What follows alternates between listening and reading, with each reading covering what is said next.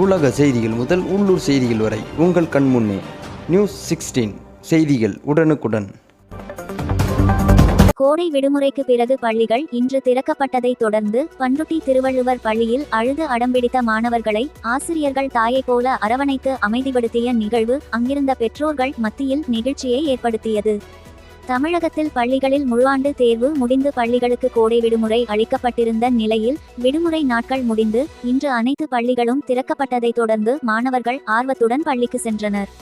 இந்நிலையில் கடலூர் மாவட்டம் பண்ருட்டி பகுதியில் செயல்பட்டு வரும் திருவள்ளுவர் மழலையர் தொடக்கப் பள்ளியில் நீண்ட நாட்கள் விடுமுறைக்கு பிறகு பள்ளிக்கு அழைத்து வரப்பட்ட LKG மற்றும் UKG மாணவர்கள் பள்ளிக்கு செல்வதற்கு அழுது அடம்பிடித்துக் கொண்டே வகுப்பறைக்கு சென்றனர்.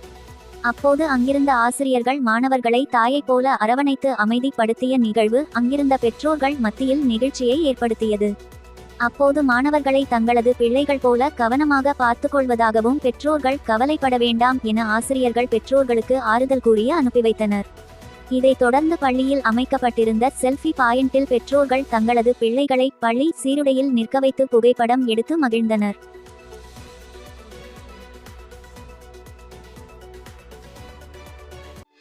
உள்ளூர் செய்திகள் முதல் உலக நிகழ்வுகள் வரை உடனுக்குடன் அறிந்து கொள்ள நியூஸ் 16 சமூக வலைதள பக்கங்களை சப்ஸ்கிரைப் செய்யவும்.